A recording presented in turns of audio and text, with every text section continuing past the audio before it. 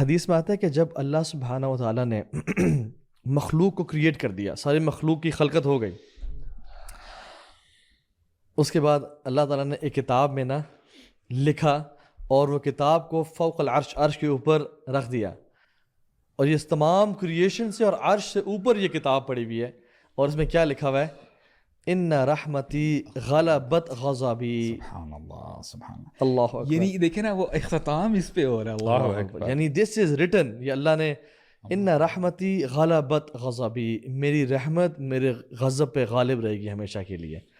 اور وہ جو حدیث ہے اللہ اکبر، جس میں متفق علیہ حدیث ہے، جس میں اللہ تعالیٰ کی رحمت کے 100 پارٹس ہیں.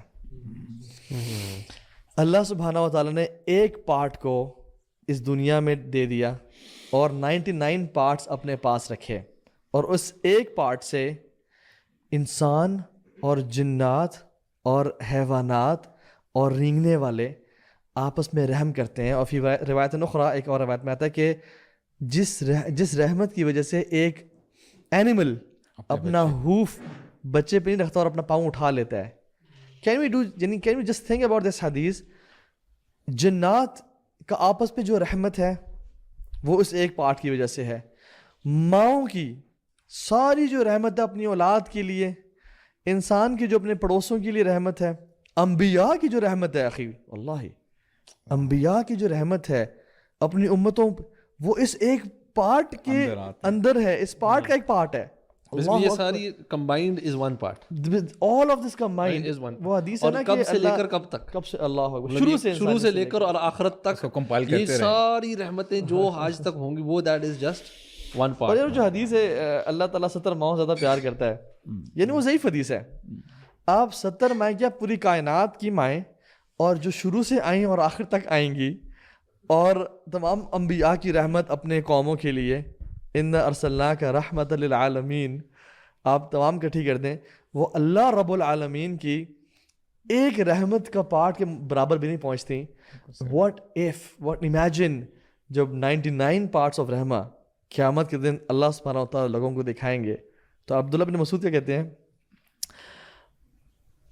ان اللہ لیغفرن یوم القیامہ مغفرۃ لم تخطر قلب بشر. اللہ سبحانہ و تعالیٰ جس طرح کی بخشش لوگوں پہ کریں گے نا، انسانوں کے دل امیجن نہیں کر سکتے. قیامت کے دن انسانوں کے دل امیجن نہیں کر پائیں گے رب جس طرح سے لوگوں کو معاف کر رہے ہوں گے. اس سے یعنی پتہ یہ چلتا ہے سبحان اللہ، ہم تو یعنی نالائق ہیں، ہم بڑی لیٹ سمجھتے ہیں یا کبھی کبھار سمجھ میں بات بھی نہیں آتی. اس کو آپ ایسے سمجھیں کہ آپ کا نا کسی کے ساتھ مسئلہ ہو گیا، پھڈا ہے کسی کے ساتھ نا، اور اب جو جج ہے نا، لیٹس سے آپ کی مدر ہیں یا آپ کے فادر ہیں، آپ کتنے سکون میں آ جاؤ گے، اوہ یار اب جو ہے نا اب مسئلہ نہیں ہوگا، اب میرے حق میں ہی فیصلہ ہوگا، رائٹ. آپ کو بڑا سکون آ جاتا ہے.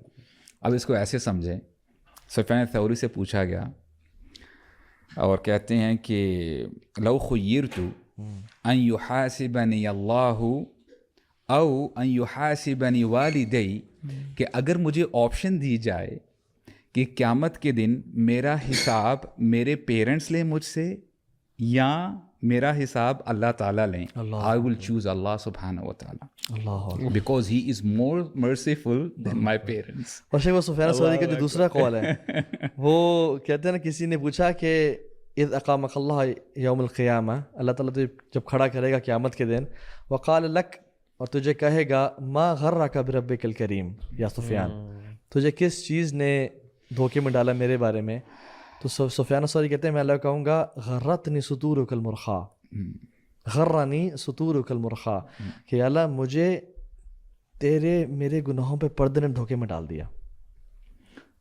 یہ جو ہے نا کہ سبحان اللہ، مجھے تیرے جو پردہ تھا نا میرے گناہوں پہ، اور تو میرے امیج کو ہمیشہ اچھا ہی بنا کے پیش کرتا رہا، اور مجھے تو نے کبھی ایکسپوز نہیں کیا اور میرے گناہ کبھی ظاہر نہیں کیے، اس چیز نے مجھے دھوکے میں ڈال دیا یار. شیخ اٹ گیٹس سو انٹیمیٹ، سبحان اللہ. اب دیکھیے جو پردہ ہے نا، یعنی is it possible for us to even imagine کہ پردہ ساری زندگی رہا، قیامت کا دن ہے، آپ اللہ کے سامنے کھڑے ہیں اور آپ ٹھٹرا رہے ہیں، آپ کانپ رہے ہیں، اللہ تعالیٰ آپ کو تسلی دیتے ہیں میرے بندے وہ صرف میرے اور تیرے درمیان میں اللہ اکبر شیخ. جا جنت میں چلا جا. اللہ اکبر.